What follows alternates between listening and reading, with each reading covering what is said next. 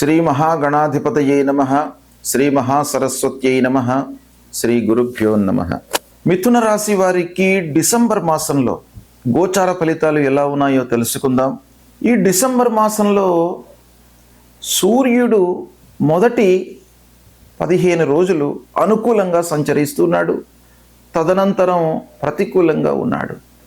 అంటే సూర్య భగవానుడి యొక్క అనుకూలత ప్రతికూలత ఉంది ఈ మాసంలో. అదేవిధంగా కుజుడి యొక్క అనుకూలత ప్రతికూలత కూడాను ఉంది. ఇక బుధుడు 5, 6, 7 స్థానాలలో సంచరిస్తున్నాడు, అనుకూలంగా ఉన్నాడు. గురువు మొదటి 5 రోజులు మిథున రాశి వారికి 2వ స్థానంలో సంచరించడం అనుకూలమైనటువంటి ఫలితాలను గురు మూలకంగా మీరు అనుభవిస్తారు. తదనంతరం జన్మస్థానంలోకి ప్రవేశిస్తున్నాడు, అది ప్రతికూలంగా ఉంటుంది. శుక్రుడు 6మ 7మ స్థానాలలో ప్రతికూలంగా సంచరిస్తున్నాడు. శనీశ్వరుడు 10మ స్థానంలో ప్రతికూలంగా ఉన్నాడు. రాహు భాగ్యస్థానంలో ప్రతికూలంగా ఉన్నాడు. కేతువు అనుకూలంగా ఉన్నాడు. ఈ విధంగా గ్రహస్థితి ఉంది. అయితే ఈ స్థానాలు, ఈ గ్రహాల యొక్క సంచారం మూలకంగా ఫలితాలను మనము చూసినట్టయితే గ్రహస్థితి మిశ్రమంగానే ఉంది.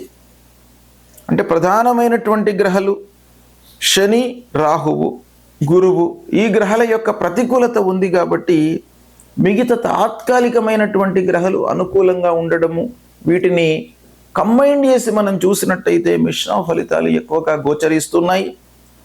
అయితే అన్ని రంగాలలో కూడాను మిక్స్డ్ ఫలితాలు ఉంటాయి ఈ మాసంలో. అనవసరమైనటువంటి ఖర్చుల మూలకంగా పనులు ఆలస్యంగా పూర్తి అవుతాయి. అంటే చేతిలో డబ్బు ఉంటుంది, కానీ అనవసరంగా మనకు ఖర్చులు ముందుకు రావడము, వాటి కొరకై మనము డబ్బు వెచ్చించడము, తద్వారా ముఖ్యమైనటువంటి పనులను పూర్తి చేయడంలో ఆలస్యం అనేటువంటిది బాగా కనబడుతుంది.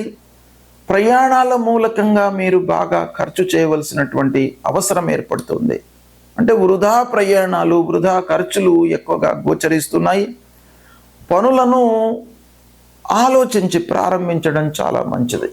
అనుభవజ్ఞుల యొక్క సూచనలను, సహాయాన్ని తీసుకోవడము, మీరు ఏదైతే కార్యాన్ని, పనిని ప్రారంభిస్తారో ఆ పనికి సంబంధించినటువంటి ఎక్స్పర్ట్స్తో మీరు కొంత డిస్కషన్ చేయడము చాలా అవసరం.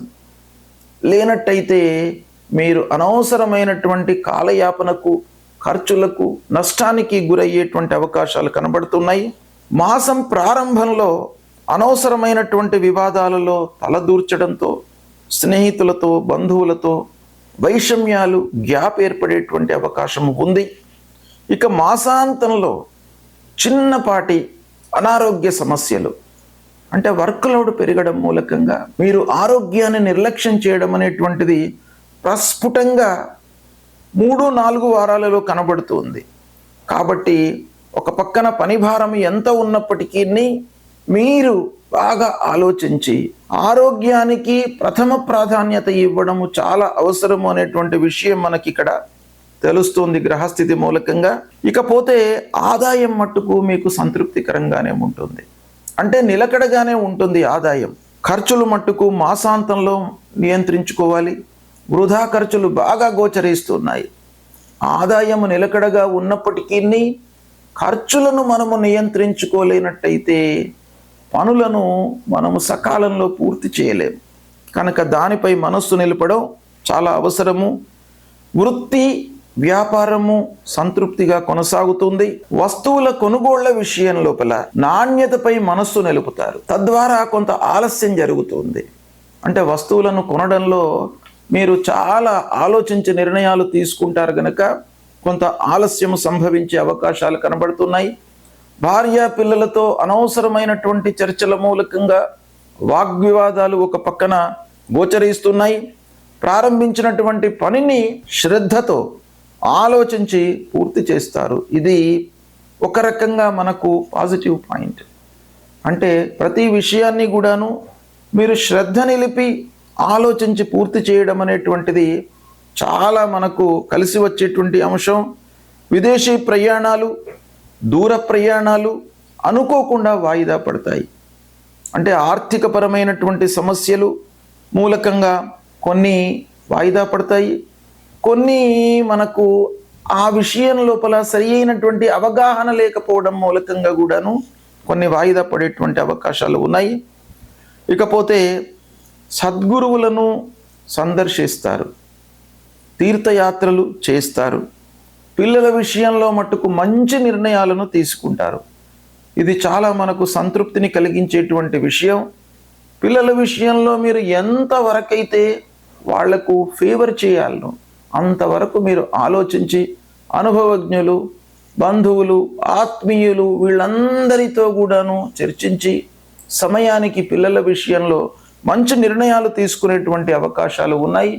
వాళ్ళు కూడాను, పిల్లలు కూడాను రాణించే అవకాశాలు ప్రస్ఫుటంగా కనబడుతున్నాయి ఈ మాసంలో. కనుక పిల్లలు కాంపిటేటివ్ ఎగ్జామ్స్లో ఉత్తీర్ణతను పొంది మంచి సంస్థలో చేరే అవకాశం కూడాను ఒక పక్కన కనబడుతుంది. ఓవరాల్గా మనం చూసినట్టయితే కొన్నింటి లోపల మిశ్రమ ఫలితాలు ఉన్నప్పటికీ మీకు ధైర్యంగా మీరు ముందుకు వెళ్ళినట్టయితే మీకు సత్ఫలితాలు కలుగుతాయి ఈ మాసంలో. ఈ మాసంలో ముఖ్యంగా మనకు శనీశ్వరుడు దశమ స్థానం, రాహువు భాగ్యస్థానం, గురువు జన్మంలోకి ప్రవేశించాడు కాబట్టి కొన్ని ఇబ్బందులు ప్రస్ఫుటంగా కనబడుతున్నాయి. కనుక ఈ గురు ప్రీత్యర్థమై మీరు గురువులను సందర్శించుకోవడము, ఆధ్యాత్మికవేత్తల యొక్క అనుగ్రహాన్ని పొందడము, ధర్మ పరిరక్షణకే వాళ్ళ జీవితాన్ని మొత్తం కూడాను వెచ్చిస్తున్నటువంటి ఆ సద్గురువులను మీరు సందర్శించుకున్నట్టయితే తప్పకుండా వాళ్ళ యొక్క అనుగ్రహం లభిస్తుంది.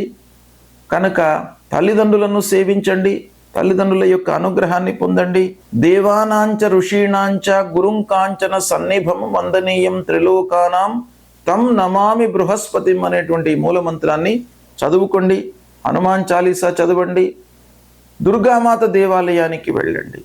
ఇవి చేసినట్టయితే మీకు ఈ గ్రహాల మూలకంగా కలిగేటువంటి దుష్ప్రభావము తగ్గి ఆ భగవద్ అనుగ్రహంతో మీరు చేసేటువంటి పనులకు అనుగ్రహము మీకు సపోర్టింగ్గా ఉంటుంది. ఇది పాటించండి. శుభం.